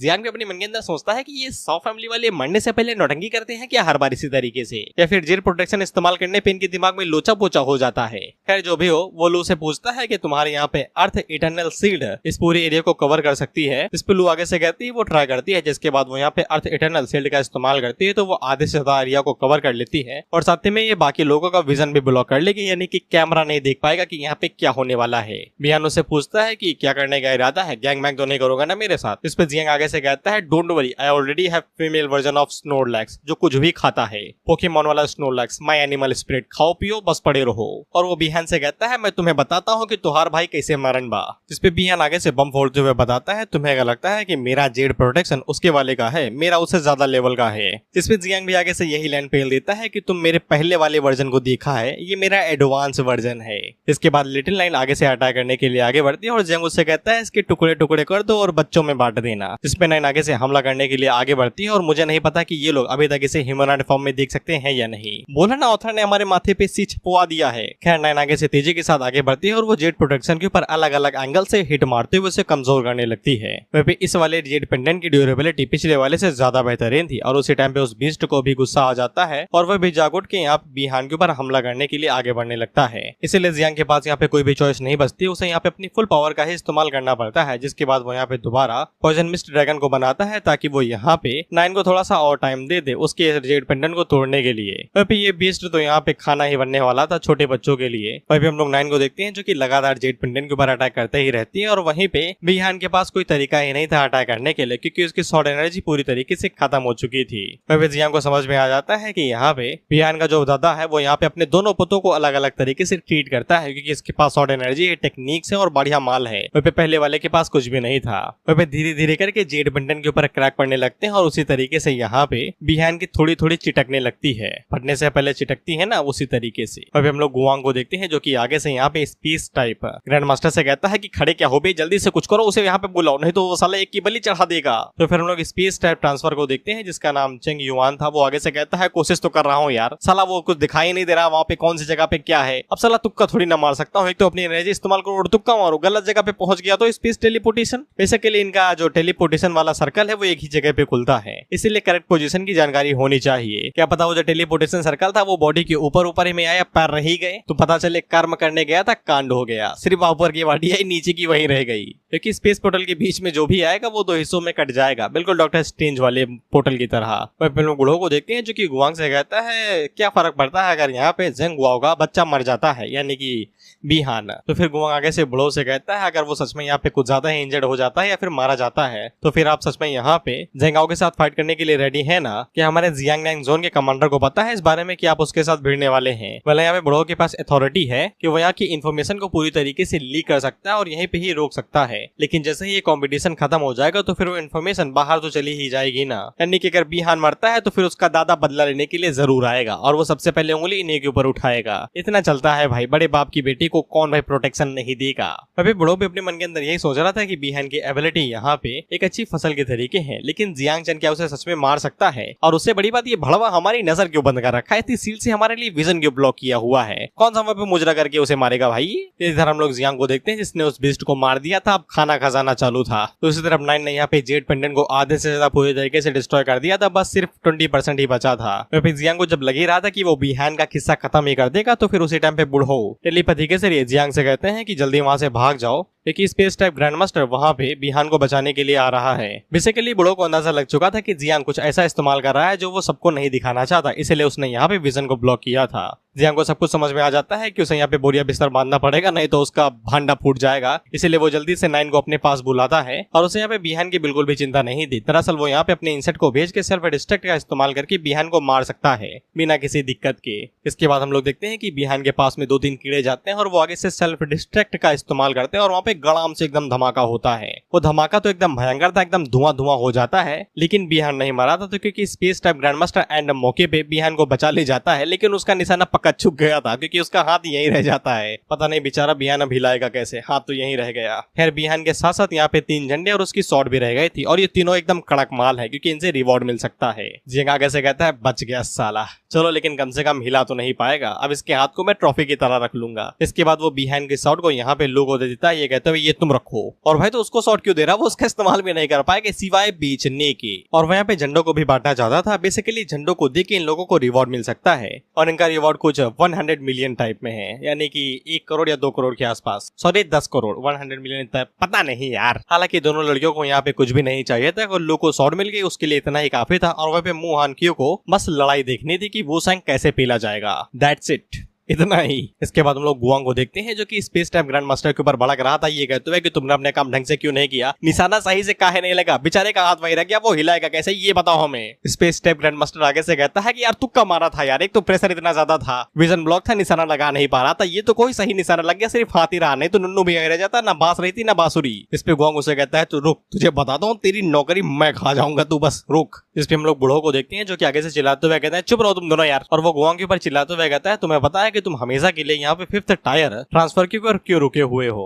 जो 5th ट्रांसफर बता रहे हैं एक तरीके से स्टेज है जिसके कल्टीवेशन के अंदर की कंडीशन होता है इस तरीके से, बाकी लेवल लेयर्स की तरह हैं। 10 पे एक स्टेज पे आएगी, 20 पे सेकंड स्टेज आएगी और इसी तरीके से 30 पे 3rd ट्रांसफर होगा, इस तरीके से। अभी तक इतना ही समझ में आया, बाकी ऑथर तो हमारे माथे पे सीच पुआ ही चुका है। खैर बुढ़ो यहाँ पे गुआंग से कहता है कि तुम इस 5th ट्रांसफर पे सिर्फ इसीलिए रुके हुए हो क्योंकि तुम बड़े और पावरफुल लोगों से फेवर से लेते हो और तुम्हारे अंदर सेल्फ कॉन्फिडेंस नहीं है। जब तुमने अभी कहा कि यहाँ पे अगर हम लोग बिहान को नहीं जाते हैं और उसे मरने के लिए छोड़ देते हैं तो फिर जेंगाओ यहाँ पे एक वॉर शुरू कर सकता है। मैंने इस बात पे तब कोई जवाब नहीं दिया, लेकिन अब मैं तुम्हें बता देता हूँ अगर ऐसा कुछ होता है तो मैं कॉन्सिक्वेंसेस का सामना करने के लिए रेडी हूँ और बैटलफील्ड में मरने तक को रेडी हूँ। और ये बात बैटलफील्ड की, तो फिर बैटलफील्ड पे कोई भी मर सकता है, कोई भी, एक 9th ट्रांसफर लेवल का बूढ़ी भी कोई भी मर सकता है। क्या उसके सामने बिहान की कोई औकात है? लेकिन गुआंग अभी भी यहाँ पे इसी बात पे अड़ा हुआ था कि जेंगाओ कुछ कर सकता है, लेकिन बड़ो उसे कहता है भाड़ में जाओ यार, तुम इतना समझाया तुम्हें समझ में नहीं आ रहा है। जो भी इन्फॉर्मेशन है वो अंदर ही रहनी चाहिए और ये मैच कल सुबह 6 बजे खत्म हो जाना चाहिए। मैं जियांग नाइन हेडक्वार्टर जा रहा हूँ किसी काम से। वहीं पे हम लोग बिहान को देखते हैं जिसे मैच से एलिमिनेट कर दिया गया था और एलिमिनेट करने का क्रेडिट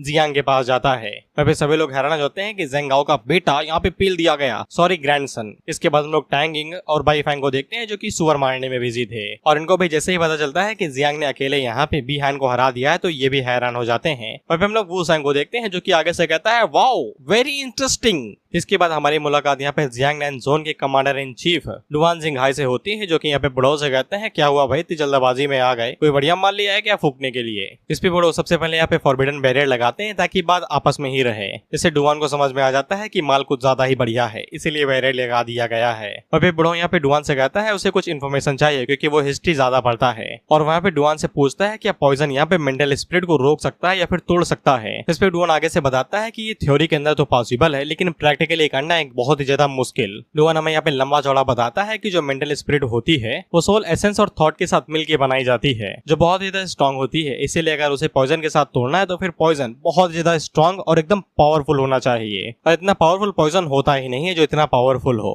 बड़ो डुआन से पूछता है क्या तुमने कभी सुना है कि ऐसा कुछ हुआ है। इस पे डुआन आगे से बताता है कि यहाँ तक कि 4th रैंक का पॉइजन किंग भी ऐसा कुछ भी नहीं कर सकता है और डुआन को पता लग जाता है कि बुढ़ो को कंपटीशन के दौरान ही कोई पावरफुल पॉइजन टाइप जीनियस मिला है जिसने ये कारनामा कर दिखाया है। और वो बुढ़ो से पूछता है कि तुमने सही से देखा ना, कहीं वो कोई पावरफुल वेपन तो नहीं था। पॉइजन के साथ मेंटल स्पिरिट को तोड़ना और रोकना काफी ज्यादा टफ है। बुढ़ो आगे से कोई भी जवाब नहीं दे रहे थे तो फिर यहाँ पे डुआन आगे से कहता है कि तुमने कंपटीशन के दौरान में जो आग मुती ना कि मुझे मौत का नंगा नाच देखना है, खून की नदियां देखनी है, मैंने यहाँ पे कुछ नहीं कहा, रिस्पेक्ट की वजह से कम अब तो सच बता दो।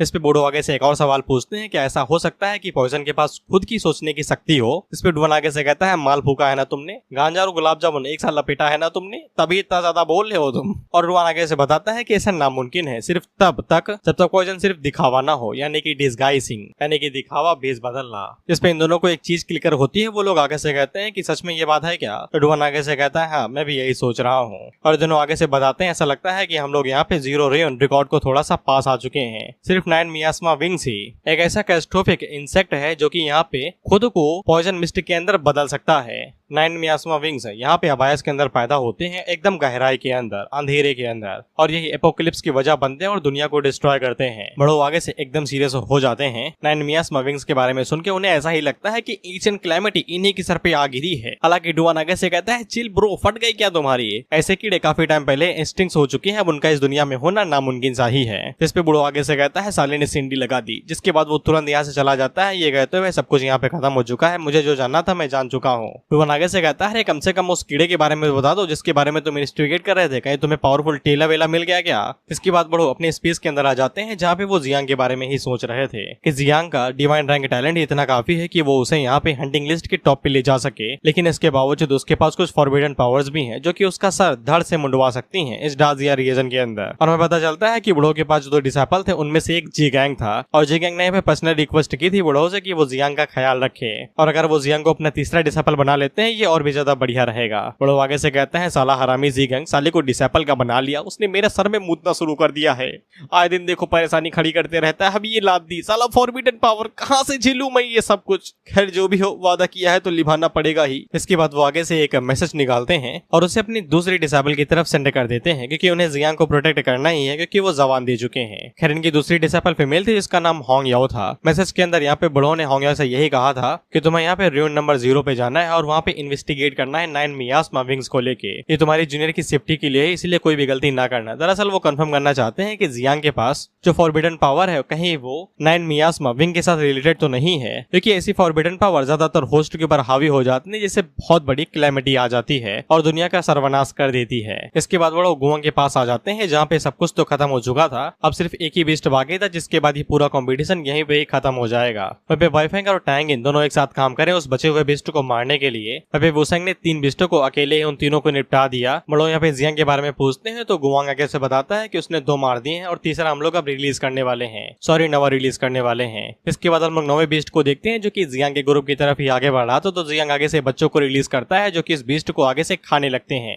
वहीं पे हम लोग 9 को देखते हैं, ये मौज काट रही पूरी तरीके से खाना दबा के मिल रहा है। खैर 9 जैसे उस बीस्ट को मार के खा जाती है तो फिर उसका लेवल अप हो जाता है, वो 21 से 22 पे आ जाती है। लेकिन उसी टाइम पे उन लोगों को साइड से बहुत ज्यादा पावरफुल एनर्जी महसूस होती है तो लू आगे से अपनी अर्थ शील्ड का इस्तेमाल करती है उस पंच को ब्लॉक करने के लिए, लेकिन फोर्स इतनी ज्यादा थी कि उसकी शील्ड टूट जाती है और दोनों लड़कियां पीछे हवा में जा गिरती हैं। जियांग आगे से अपनी मिस्ट का इस्तेमाल करता है उस पंच की फोर्स को ब्लॉक करने के लिए, लेकिन वो उसे ब्लॉक नहीं कर पाता है और पीछे गिर जाता है। तो फिर पॉइजन आगे से फोर्स को एब्जॉर्ब कर लेता है और धमाका वमाका नहीं होता है। वुसेंग यहाँ पे जियांग से कहता है कि तुमने मेरे पंच को ब्लॉक कर लिया और उसकी पावर को भी खा गए। कोई डाउट नहीं है, सभी लोग यहाँ पे तुम्हें पॉइजन डीमन जियांग चेंज बुला रहे हैं। जियांग भी उसकी पंच की तारीफ करता है और उसे पूछता है कि बिस्ट चुराने के लिए आए हो क्या। वुसेंग आगे से कहता है उसका क्या करूंगा भाई, उसे तो तुमने पहले ही जहर दे दिया है, उसके बचे हुए खोखले का मैं क्या करूंगा, चाट डालूंगा। जियांग उसे पूछता है तो फिर गुइयां छिलने के लिए आए हो क्या, बताओ ना किस काम से आए हो। इस पे वुसेंग आगे से ऑरा रिलीज करते हुए कहता है कि गलत न समझना, बस तुमसे मिलना चाहता हूँ बस। बाकी इसके हाथों को देख के मुझे नहीं लगता है कि ये मुलाकात लात घुसों में नहीं बदलेगी।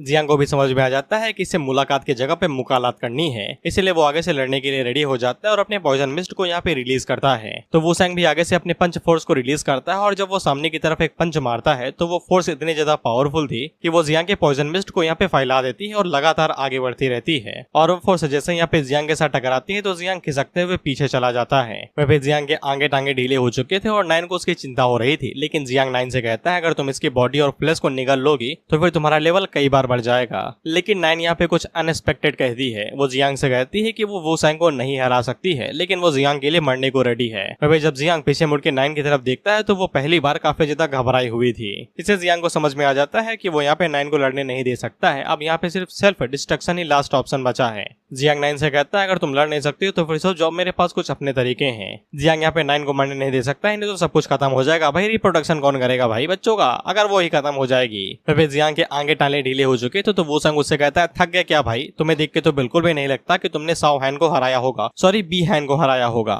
जियांग उसे कहता है अभी पता चल जाएगा। जिसके बाद वो आगे से यहाँ पे लाइफ क्रिएशन टैलेंट का इस्तेमाल करता है और जड़ों को कंट्रोल करते हुए वुसेंग को चारों तरफ से कवर कर लेता है। लेकिन वुसेंग इससे बिल्कुल भी हैरान नहीं था, वो आगे से कहता है डिवाइन टैलेंट वाओ। और वो जियांग से कहता है कि इसी तरीके से तुमने यहाँ पे बी हैन को हराया था ना, उसे शील्ड के अंदर फंसा के। फिर हम लोग गुआंग को देखते हैं जो कि बड़ो से कहता है कि साले ने दोबारा हमारे विजन को ब्लॉक कर लिया है। बड़ो आगे से कहता है ये मरवाएगा मुझे। फिर गुआंग को ऐसा लग रहा था कि जब वुसेंग और जियांग भिड़ेंगे तो सब कुछ एकदम नॉर्मल रहेगा, कोई दिक्कत नहीं है। लेकिन बड़ो आगे से कहते हैं जियांग को बचाओ भाई, वो मेरा ही डिसेबल होने वाला है। इस पे गुआंग आगे से कहता है कि अब आप बीच में उंगली नहीं कर रहे हैं। इस पे बड़ो आगे से कहता है तुम चुप रहो यार। वुसेंग यहाँ पे 46 लेवल पे, वहीं पे जियांग चेन सिर्फ 26 लेवल पे है, दोनों के बीच में कोई कंपैरिजन ही नहीं है। हालांकि वो बस यहाँ पे जियांग को बचाना चाहते हैं और कुछ भी नहीं। अब इसके बाद हम लोग जियांग को देखते हैं जो कि यहाँ पे अपने कीड़ों को रिलीज करता है। इस पे वुसेंग तो हैरान होता है कि ये साला यहाँ पे कीड़े भी बना सकता है क्या जड़ों के अलावा। और वो जियांग से कहता है कि अच्छा ये है तुम्हारी रियल पावर। तो फिर वुसेंग भी यहाँ पे अपनी रियल पावर को रिलीज करता है, ये कहते हुए पहाड़ों को हिला दो, समुद्र में बदल दो।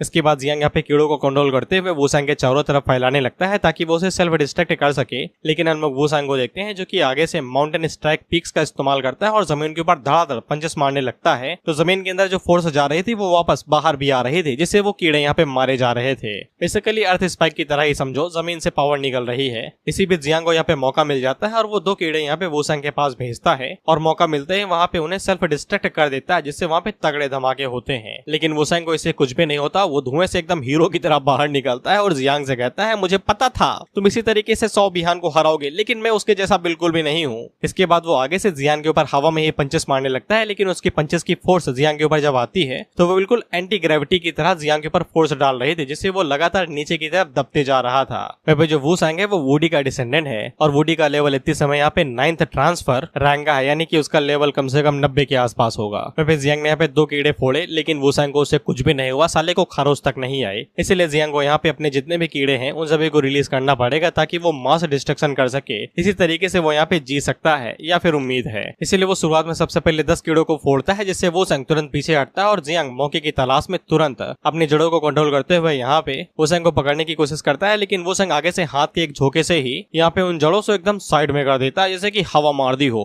मक्खी मच्छर नहीं भगाते हम लोग बिल्कुल वैसे। और वो जियांग से कहता है कि बैटल खत्म हो चुका है, अब इसकी और ज्यादा जरूरत नहीं है। इस पे जियांग आगे से कहता है ए रे अमरेंद्र बाहुबली, इका का मतलब बा। जिस पे वुसेंग आगे से कहता है कि तुम मेरे लिए एक वर्दी अपोनेंट हो, तुमने मुझे मजबूर किया अपनी 80% पावर इस्तेमाल करने के लिए। लिए। मैं तुमसे दोबारा लड़ने के लिए वापस आऊंगा जब तुम और ज्यादा स्ट्रांग हो जाओगे भड़वे। वो पहले से ही 26 लेवल पे और तू 46। एक चींटी को मसलने के बाद अगर तू उससे कहेगा कि तू बाहुबली है तो वो चींटी तेरी बुंड में ही काटेगी ना।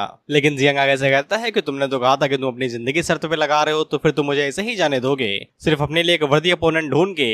रे पागल, जान बची तो लाखों पाए, लौट की फुद्दू घर को आए। सड़क पे नहीं लेटते वो कुचलने के लिए। काहे अपन जिंदगी दाव पे लगा रहे हो? छोड़ रहा है तो जाने दो उसे। तो वो संग आगे से जमाई लेते हुए कहता है मैं जा रहा हूँ सोने, तुम बाढ़ में जाओ, मुझे कोई फर्क नहीं पड़ता।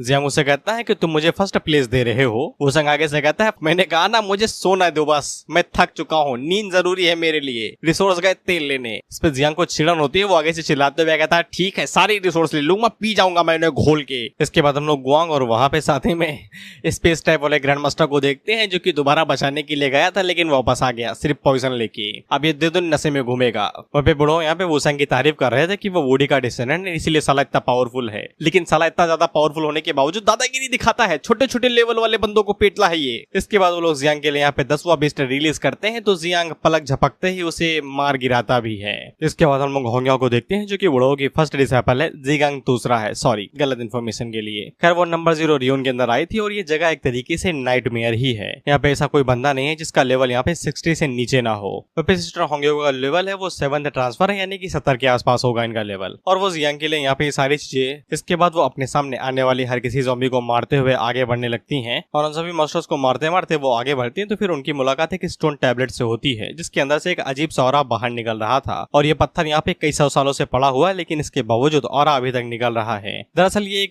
कोई नॉर्मल सा स्टोन नहीं, डेटाबेस स्टोन था। बेसिकली SSD या फिर स्टोरेज समझ लो यार। होंगे आगे से डिवाइन सेंस का इस्तेमाल करते हुए इसको एक्टिवेट करती है तो फिर उसे यहाँ पे एशिएंट रेड इंसेक्ट्स की जितनी भी इन्फॉर्मेशन होती है वो सभी मिल जाती है और उन्हीं में से उसे यहाँ पे 9 मियासा विंग्स इंसेक्ट के बारे में भी इन्फॉर्मेशन मिल जाती है। इन क्रीचर्स के बारे में बताया जाता है तो ये 9 हेल्थ के एकदम एक्सट्रीम लैंड के अंदर पैदा होते हैं और इन्होंने यहाँ पे इंसानियत के लिए चौथी बार कयामत लाई थी जो कि 1400 में हुआ होगा। और ये कयामत इतनी ज्यादा बड़ी थी कि इंसानियत बस मिट ही गई थी, बस बच गई कैसे तैसे। चूहे जो हैं हम सर्वाइवल के लिए कुछ भी कर सकते हैं। हम इनके बारे में और भी बताया जाता है कि इनकी बॉडी यहाँ पे पर्पल और ब्लैक होती है। इनके पास 9 पंख होते हैं पीठ पे और इनके पास फ्लाइंग टेरिटरी पॉइजन भी होता है। इसको वो ट्रांसफॉर्म करके यहाँ पे पर्पल मियास्मा भी बदल सकते हैं और ये पॉइजन किसी भी चीज को तोड़ सकता है, किसी भी चीज को, चाहे वो मेंटल स्पिरिट हो या फिर स्पेस स्पिरिट ही क्यों ना हो या फिर स्पेस डायमेंशन ही क्यों ना हो। जिससे होंग्याओ को समझ में आ जाता है कि जियांग यहाँ पे फॉरबिडन एग्जिस्टेंस लेके घूम रहा है। इसे के लिए 9 मियास्मा विंग्स इंसेक्ट को और उनकी मदर क्वीन को। इसके बाद हम लोग जियांग पे आ जाते हैं और उसने यहाँ पे 10वें मॉन्स्टर को भी मार गिराया था और ऊपर से लोगों के पास झंडे भी इकट्ठा हो गए थे जिसकी मदद से ये लोग फर्स्ट पोजीशन काफी इजीली पा सकते थे। हम लोग बाइफेंग को देखते हैं और इससे यही लग रहा था कि वूसंग यहाँ पे फर्स्ट पोजीशन होल्ड करेगा लेकिन जब आगे से नोटिफिकेशन बताया जाता है कि एग्जामिनेशन पूरा हो चुका है, 3 मिनट के अंदर इस जगह को छोड़ के बाहर निकल जाओ नहीं तो मारे जाओगे। तो फिर जियांग इस मौके का फायदा उठाता है और वो अपने बच्चों को रिलीज कर देता है ये कहते हुए अंदर की तरफ जितने भी मॉन्स्टर पड़े हुए हैं उन सभी को खा लो, ये तुम्हारे लिए ही फायदे का रहेगा। जिसके बाद हम लोग बीहान को देखते हैं और इसका हाथ सच में कट गया था। अब ये मन के अंदर सोचता है कि मैं अपने दादाजी को अपनी शकल कैसे दिखाऊंगा। जिसके बाद हम लोग बुढ़ो को देखते हैं जो कि उन लोगों से कहते हैं कि जो भी प्रमोट हुए हैं वो सभी मेरे साथ फॉरबिडन जोन ट्रायल के अंदर चलेंगे। वो सभी लोग फॉरबिडन जोन ट्रायल का नाम सुन के काफी ज्यादा घबरा जाते हैं क्योंकि हुजिया के अंदर यहाँ पे टोटल 8 फॉरबिडन जोन्स हैं जिनमें से हर एक फ्लोर पे एकदम ट्रेजर तो एकदम भरमार से भरे पड़े हैं, एकदम रिसोर्स की कमी नहीं है यार वहाँ। लेकिन समस्या खतरा है, पलक झपकते ही मौत से टक्का से सामना हो सकता है, इसलिए ये सभी लोग घबराए हुए थे। हालांकि इन्हें यकीन था कि जब तक बुढ़ो इन लोगों के साथ है तब तक इन्हें कुछ भी नहीं होगा। लेकिन समस्या ये थी कि बुढ़ो हम लोगों को कंधे पे थोड़ी ना बिठा के लेके जाएगा। तो बुढ़ो आगे से अपनी सॉर्ड बाहर निकालता है और होंग्याओ ने इसे बता दिया था कि जियांग यहाँ पे सच में फॉरबिडन 9 विंग्ड मियास्मा को लेके घूम रहा है, जो सरदर्दी की बात हुई। जिसके बाद वो आगे से अपनी सॉर्ड का इस्तेमाल करता है और जमीन को खटाखट गाजर मूली के तरीके काट देता है। इसके बाद वो अपनी सॉर्ड को ऊपर फेंकता है और उसे बड़ा कर देता है, जिससे कि कल्टीवेटर इस्तेमाल नहीं करते हैं अपनी सॉर्ड का इस्तेमाल उड़ने के लिए। बुढ़ो बिल्कुल वही करता है और वो इस पूरी जगह को जितना उसने काटा था उसे उखाता है और सॉर्ड के ऊपर लाद के उड़ते हुए आगे बढ़ने लगता है फॉरबिडन जोन के लिए। वहीं ये सभी लोग एकदम एक्साइटेड हो जाते हैं कि बुढ़ो ने इन्हें एकदम ड्राइव ही दे दी, ये कहते हुए कि चलो गाड़ी तेरा भाई चलाएगा। वहीं जियांग इन दोनों से